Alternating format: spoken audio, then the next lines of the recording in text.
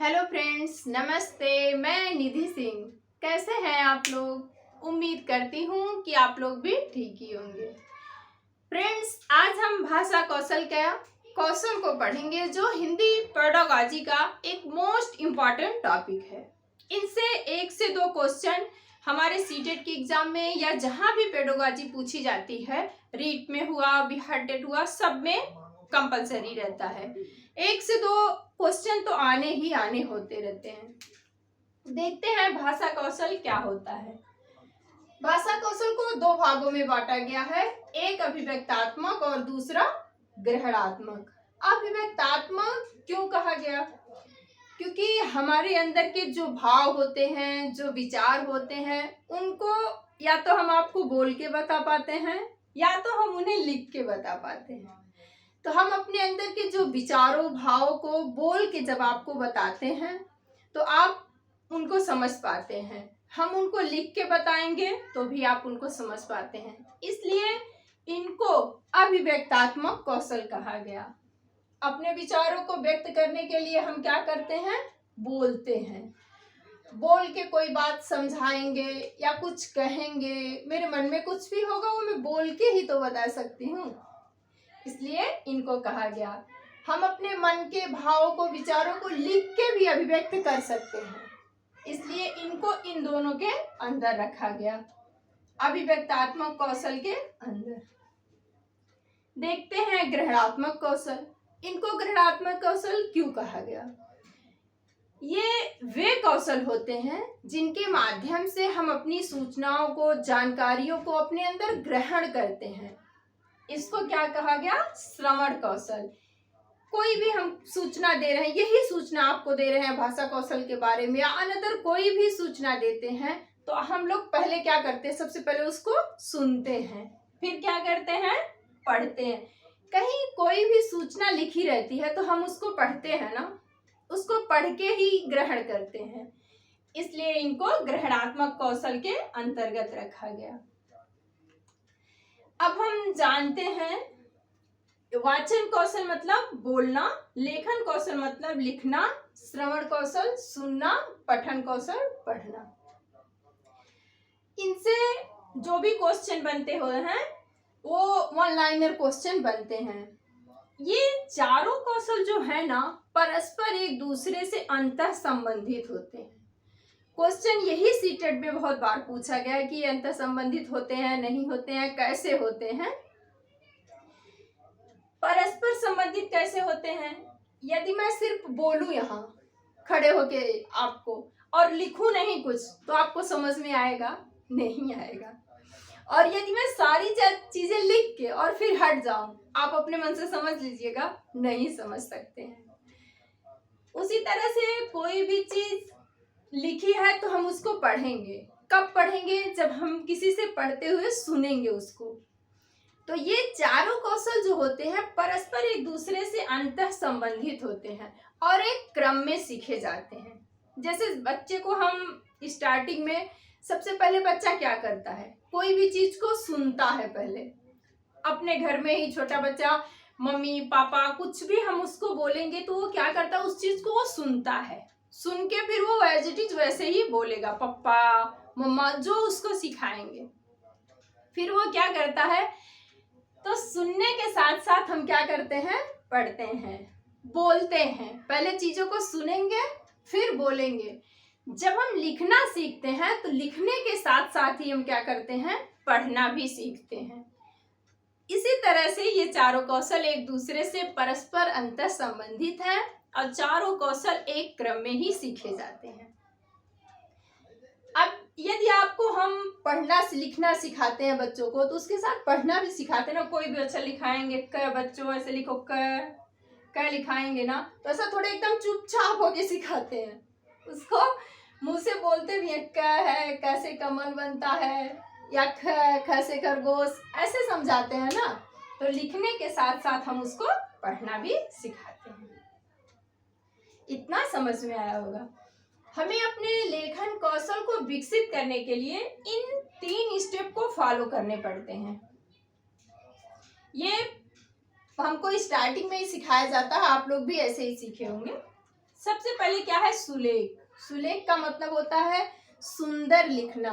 अपनी पाठ्य पुस्तक से या श्यामपट्ट वगैरह से, ब्लैक बोर्ड वगैरह से हम चीजों को सुंदर सुंदर क्या करते हैं, लिखते हैं। बचपन में ही हमारी राइटिंग सुधारी जाती है, क्योंकि लिखना भी एक अच्छा गुण होता है टीचर का या किसी शिक्षक का या शिक्षार्थी का। हैंड राइटिंग भी एक क्वालिटी मानी जाती है। फिर क्या है, श्रुतलेख। श्रुतलेख जो होता है ये शिक्षण कौशल का बहुत महत्वपूर्ण कौशल होता है। श्रुतलेख मतलब होता है इमला, जैसे बोल के हमको कोई भी चीज लिखाया जाता है, उससे हमारी मात्रा का भी हमें ज्ञान होता है और उसी से हमें राइटिंग का भी ज्ञान होता है। फिर आता है अनुलेख। अनुलेख मतलब होता है जैसे कोई भी शब्द लिखा हो उसको उसी तरह से या तो अलग से लिखना या उसी के ऊपर लिखना। ऐसा हम लोग बचपन में पढ़े होंगे या आज भी आपके घर में छोटे भाई बहन वगैरह होंगे या आपके भी बच्चे वगैरह होंगे, तो हम लोग ऐसे बना देंगे करके, फिर इसको ऊपर बच्चों को बोलते हैं ऐसे लिखने के लिए। इसी को हम लोग अनुलेख कहते हैं। इसे छापा अक्षर भी कहा जाता है। ऐसे ही चीजों को लिखना। फिर लिखा है लेखन प्रक्रिया के उपागम। इनसे अभी जल्दी जल्दी के जो एग्जाम हो रहे हैं सीटेट में, उन सब में ऐसे क्वेश्चन पूछे जा रहे हैं। लेखन प्रक्रिया के उपागम, पहले हम क्या करते हैं, किसी भी चीज को लिखने से पहले उस पर विचार करेंगे। जैसे हमें एक गाय का ऐसे लिखना हुआ तो हम क्या करते हैं, पहले उस पर सोचेंगे कि कैसे हम गाय का ऐसे लिखें, क्या उसके बारे में लिखें। पहले हम क्या करेंगे, विचार। फिर हम उसका प्रारूपण तैयार करते हैं, क्या लिखना है, कैसे लिखना है, उसका पूरा खाका तैयार करेंगे। फिर उसमें हम जो इस विचार में, जो प्रारूपण में, उसमें संशोधन करेंगे, उसको दोहराएंगे, उसके बाद ही हम उसका संपादन करेंगे। ये चारों स्टेप आपको ऐसे ही याद होना चाहिए। क्वेश्चन जो भी देगा उनमें 3 को बिखरा देगा और 1 को इस ऑप्शन के थ्रू मान लेगा, फिर आपको पूरे क्रम में लगा के उनको सही करना होगा। पढ़ना भी 2 तरह का होता है। जो पठन कौशल होता है ये भी 2 तरह का होता है। एक होता है स्वस्वर पठन। स्वस्वर पठन मतलब बोल बोल के पढ़ना। किसी भी चीज को जोर से आवाज दे के पढ़ने को ही हम लोग कहते हैं स्वस्वर पठन। ये स्वस्वर पठन भी 2 तरह का होता है, एक व्यक्तिगत पठन, एक सामूहिक पठन। कोई भी छात्र यदि अकेला खड़ा होकर पढ़ता है उसी को हम लोग कहते हैं व्यक्तिगत पठन। ये पठन में जो त्रुटि वगैरह होती है उनको तुरंत रोक करके तुरंत सुधारा जा सकता है। और एक होता है सामूहिक पठन। सामूहिक पठन जो 10-12 बच्चों का या 5-6 बच्चों का एक ग्रुप बना के पढ़ाया जाता है। सामूहिक पठन अच्छा माना जाता है। क्यों?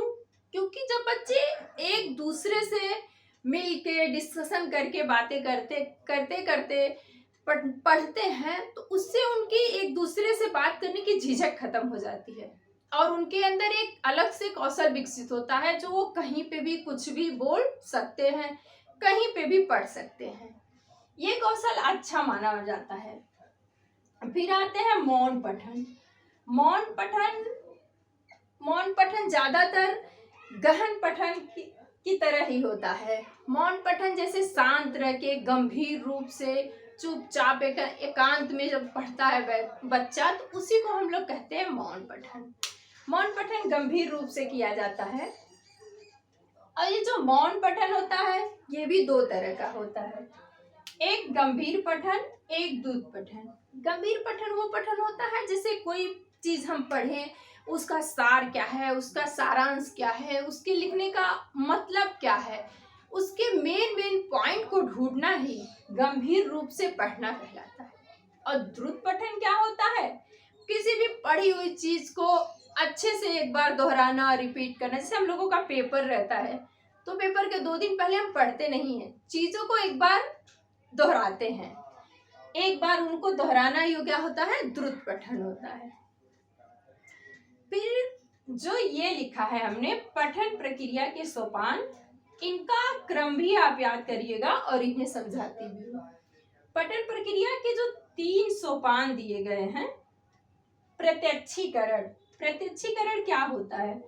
जैसे बच्चों को श्यामपट्ट पे लिख करके उनको समझाना कि ये क है, ये ख है, या ABCD उनको समझाना। देखो आजकल बच्चों की जो किताबें आती है ना, वर्णमाला की हो, चाहे वो हिंदी वर्णमाला हो चाहे वो इंग्लिश वर्णमाला हो, यदि ए लिखा है ना तो उसके बगल में एप्पल दिया रहता है, बी लिखा है तो उसके बगल में बॉल दिया रहता है। ऐसा क्यों रहता है? क्योंकि बच्चे देख करके चीजों को जल्दी से पढ़ लेते हैं और उनके समझ में भी आ जाता है, क्योंकि वो ABCD के अल्फाबेट भूल सकते हैं लेकिन A for apple, B for ball, C for cat ये नहीं भूलते हैं। तो प्रत्यक्षी कथन जो होता है, पठन जो होता है, तो वो अच्छा माना गया है। फिर है अर्थ ग्रहण, जो मोस्ट इम्पॉर्टेंट होता है।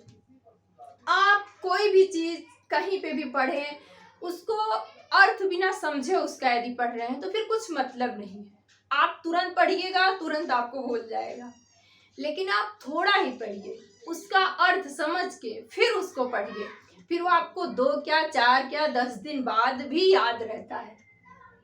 और जब आप तुरंत रट्टा मार के पढ़े फिर छोड़ दिए, फिर वो नहीं याद रहता है। और अर्थ समझ के किसी भी चीज का पढ़ेंगे जब हम, तो हम कभी भी हमें याद रहता है, या 2 महीने 3 महीने भूला भी तो हम एक बार देखते हैं तो हमको तुरंत याद आ जाता है, इस मीनिंग का ये वर्ड है, इस मीनिंग का ये है। फिर प्रयोग लिखा है। प्रयोग क्यों लिखा है? कोई भी सूत्र हो या कोई भी ग्रामर का नियम हो या हिंदी के ही कुछ नियम हो, यदि आप उन नियमों को पढ़ लिए, पढ़ के छोड़ दिए तो फिर आपको समझ में नहीं आएगा। ग्रामर के ही कुछ नियम ऐसे होते हैं जिन्हें हम याद तो कर लेते हैं, लेकिन उनके जब एग्जाम्पल सॉल्व करते हैं तो हमसे नहीं होता है। इसलिए कभी भी कुछ भी पढ़े उसका प्रयोग जरूर करें। चाहे मैथ हो तो मैथ के सूत्रों का भी प्रयोग करें, ग्रामर है तो ग्रामर के रूल याद कर लें, उनको फॉलो भी जरूर करें। इन चीजों को आप पढ़िएगा, इनसे आपके 1 से 2 नंबर जरूर सॉल्व होंगे पेपर में। ये पठन जो होते हैं और इन पठन के सोपान, श्रवण कौशल, ये चारों कौशल भी आपको बहुत ही हेल्पफुल होंगे सीटेट के एग्जाम में। अदर भी एग्जाम में जिनमें पेडागोजी पूछी जाती है, हर एक एग्जाम में 2 से 3 नंबर आपको इनसे मिलने ही मिलने। उम्मीद करती हूँ कि जितना पढ़ाई हो उतना समझ में आया होगा। वीडियो पसंद आई हो तो लाइक, शेयर और सब्सक्राइब करना ना भूलें। नेक्स्ट टॉपिक पे मिलेंगे, नेक्स्ट डे मिलेंगे नेक्स्ट टॉपिक के साथ। तब तक के लिए धन्यवाद। Take care.